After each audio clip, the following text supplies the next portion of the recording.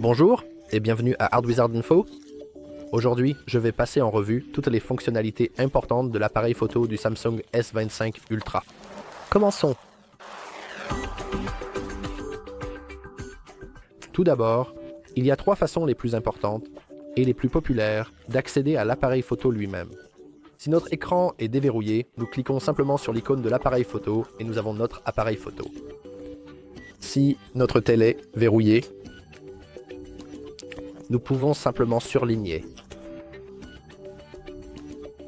Suis désolé. On peut simplement pousser vers la gauche et notre appareil photo est allumé même si nous n'avons pas besoin de saisir notre mot de passe. Et la dernière option que tout le monde n'a pas activée est de double-cliquer sur le bouton d'alimentation. Cependant, vous devrez vérifier si vous avez cette option activée. Pour entrer dans les paramètres de l'appareil photo, vous cliquez sur les 4 points et la roue dentée. Oh, je suis désolé, voici les paramètres de l'appareil photo. Mais pour réellement activer le bouton de double pression, à partir du bouton latéral, vous devez en fait aller dans les paramètres du bouton latéral. Et ils peuvent être trouvés si vous faites défiler tout en bas et un peu plus loin. Allez, dans fonctionnalité avancée et bouton latéral.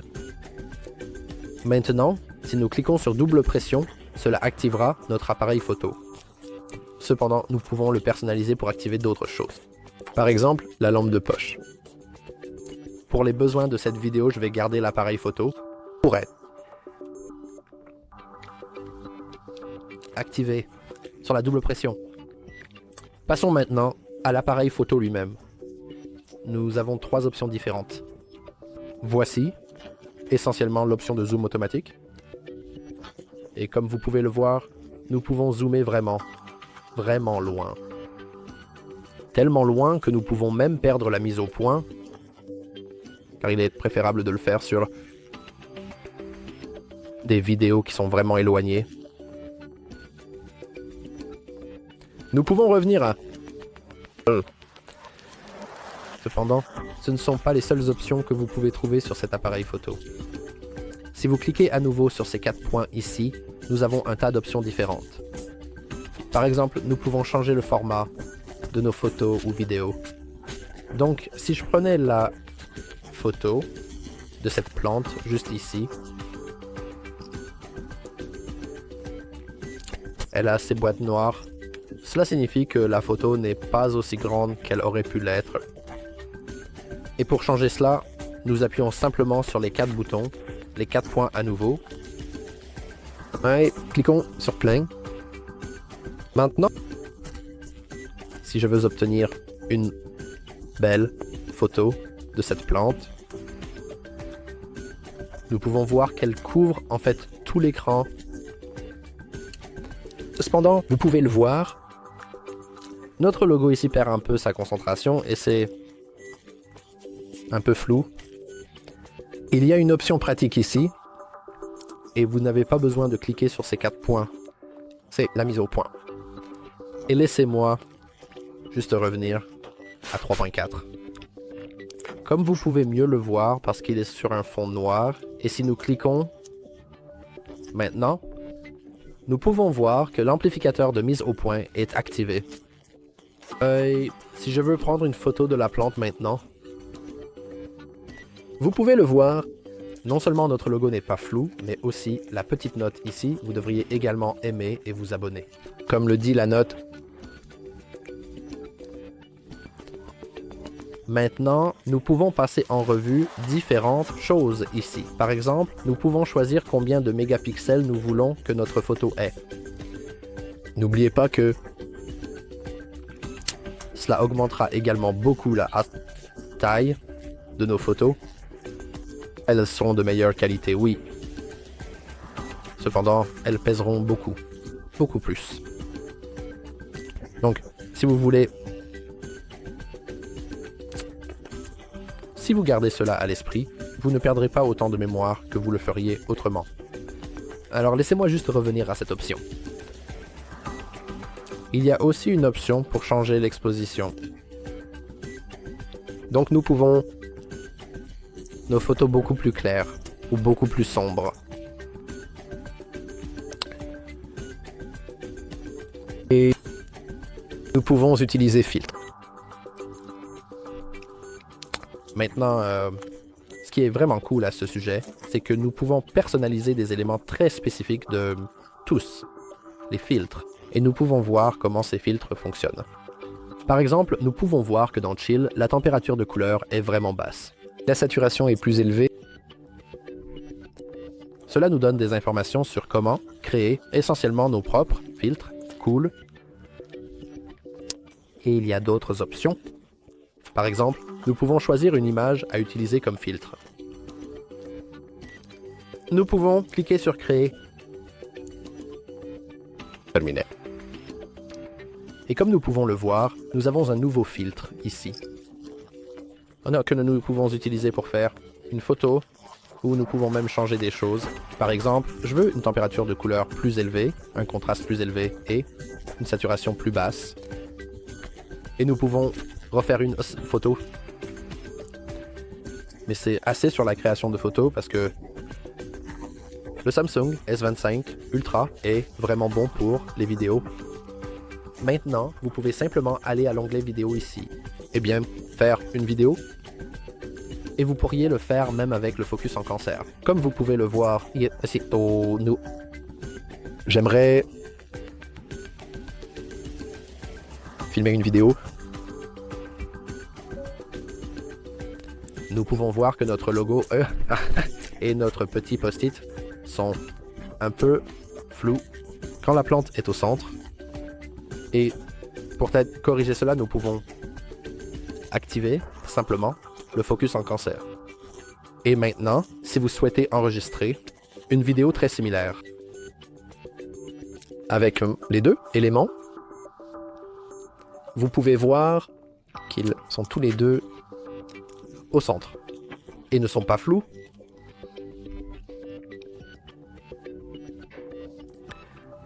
De plus, si vous voyez qu'il y a une autre option, et c'est l'option portrait,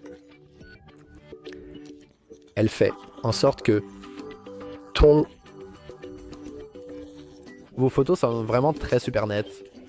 Par exemple, si nous déplaçons cette plante un peu plus loin et que nous en faisons une belle photo, je dois l'éloigner. Juste un peu.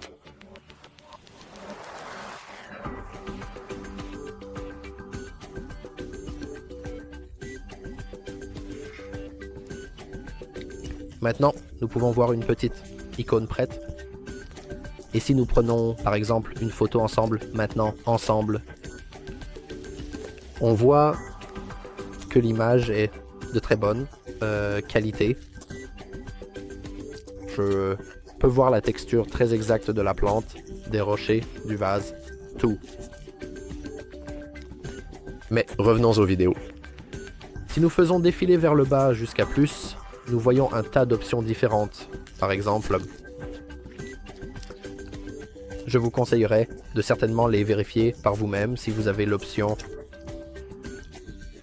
Pour moi, le plus cool est probablement le ralenti, car il fait des vidéos avec un très grand nombre d'images par seconde, ce qui signifie qu'il le fera. Sa taille sera bien plus grande, mais vous ne devriez pas vraiment vous en inquiéter. Donc maintenant, si nous voulons avoir cette plante et notre petit logo ici, nous pouvons enregistrer la vidéo avec ma main dedans. Et moi juste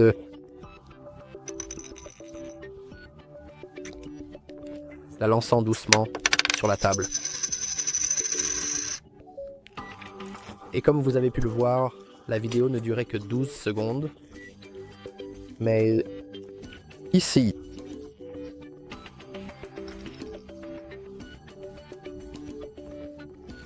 nous pouvons voir que le ralenti a été activé.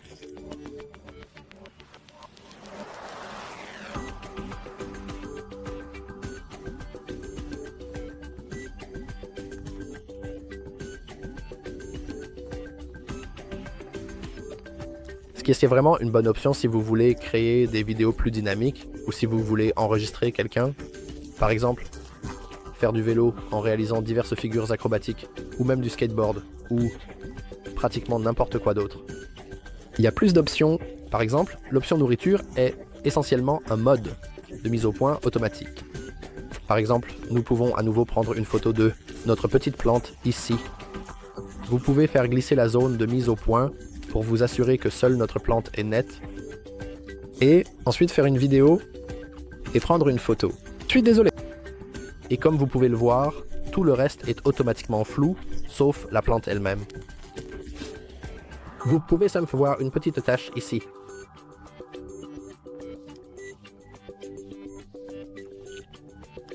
Si vous n'aimez pas vraiment les options préétablies que Samsung propose, vous pouvez également choisir l'option Pro.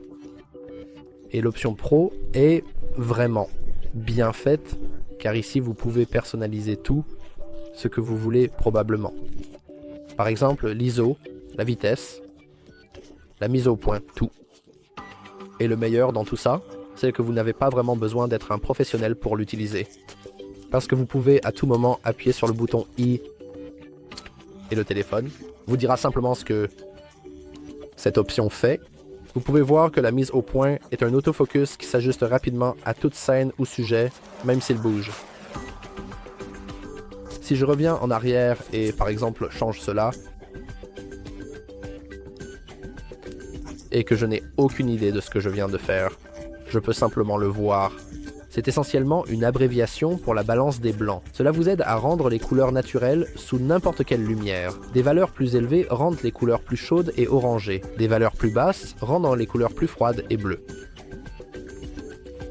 Donc, en petit niveau, si vous voulez vraiment personnaliser vos photos, vous pouvez simplement expérimenter. Et si vous n'êtes pas sûr de ce que fait quelque chose, parce que par exemple, nous ne voyons pas vraiment beaucoup de différences ici, nous pouvons simplement cliquer sur le bouton I et le voir. L'ISO règle la sensibilité de l'appareil photo à la lumière. Utiliser faible lumière. Utilisez un ISO basse en lumière pour minimiser la grisaille. Là. Pour conclure, pour moi ce téléphone est, et les options de l'appareil photo de ce téléphone sont, eh bien les options sont tout simplement incroyables, soyons honnêtes.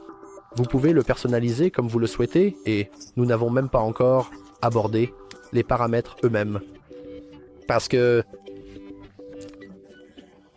si vous avez bien fait attention, vous avez pu voir que dans les 3 points ici, nous pouvions choisir une roue dentée. Et ici, nous avons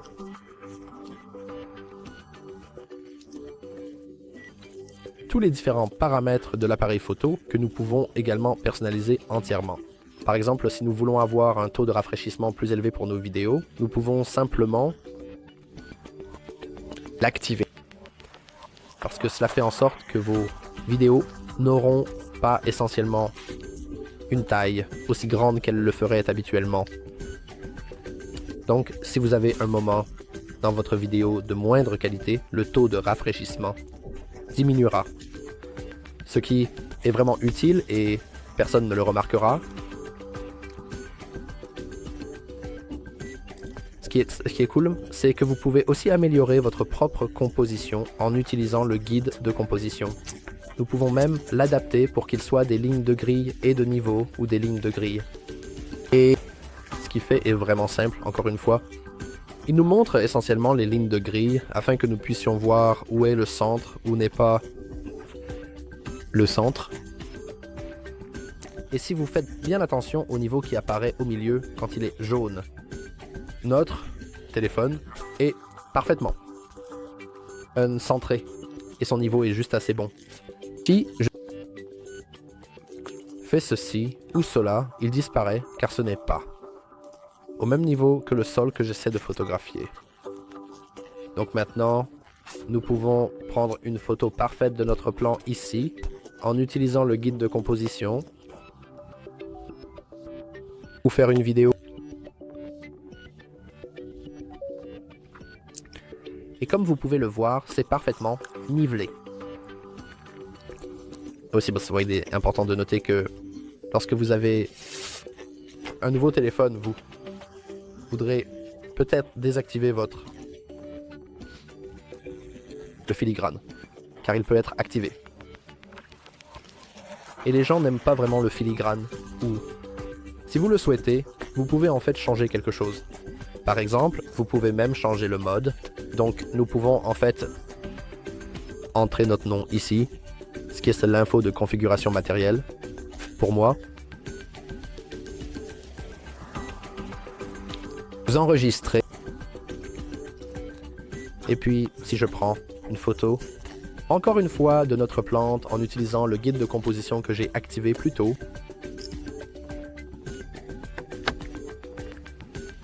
nous pouvons voir qu'il y a un petit filigrane dessus. Retour aux paramètres. Comme vous pouvez le voir, nous pouvons même optimiser en utilisant l'optimisation intelligente. Et les options parlent d'elles-mêmes si vous cochez le minimum. Vous prendrez des photos aussi vite que possible, mais elles ne seront pas vraiment optimisées, ce qui signifie qu'elles n'auront pas autant de qualité qu'elles pourraient avoir. Le maximum est également assez simple, vous prendrez des photos plus lentement, mais elles seront de bien meilleure qualité qu'avant. Et le moyen est essentiellement une somme de ces deux options. Vous pouvez également aller dans les options avancées de l'image pour activer la haute efficacité, ce qui signifie essentiellement que les photos ne sont pas enregistrées dans un format typique comme PNG ou JPG ou autre, mais plutôt dans un format personnalisé qui permet une meilleure qualité. Mais assurez-vous que l'application que vous souhaitez utiliser prend réellement en charge ce format, car, comme le dit le téléphone, certaines applications et sites web ne le prennent tout simplement pas en charge. Donc, juste. Pour être sûr, nous allons le désactiver. Nous pouvons également faire la même chose pour la vidéo, mais la vidéo offre beaucoup plus d'options parmi lesquelles choisir. Par exemple, nous pouvons choisir que nos films soient plus compatibles, ce qui signifie que nous pouvons enregistrer plus longtemps, sans perdre autant de mémoire que vous le feriez autrement. Mais cela nous coûtera efficacité et la qualité de nos vidéos. Ensuite, nous pouvons changer les vidéos à haut débit, HDR. Nous pouvons même activer l'enregistrement audio complet, ce qui signifie que si j'enregistre une vidéo et que je parle à gauche, vous entendrez que je parle à gauche, ou derrière le microphone, ou devant, ou comme vous voulez. Aussi, ce qui est un peu cool avec la caméra ici, c'est que je n'ai même pas besoin de l'activer. Par exemple, j'utilise mes deux mains pour stabiliser, pour m'assurer que le niveau est absolument parfait. Et comment faire une vidéo sans bouger mon doigt et gâcher le niveau? Eh bien, je peux simplement dire fromage. Fromage. Ici. Cela fonctionnera aussi avec d'autres phrases populaires, par exemple sourire. Et comme vous pouvez le voir, le téléphone prend automatiquement la photo pour moi. Si je veux le désactiver, parce que disons que je dis souvent world cheese et je ne veux pas que mes photos soient prises au hasard parce que j'ai dit cheese par hasard. Parce que j'aime ça, je peux simplement aller dans méthode de prise de vue et désactiver les commandes vocales.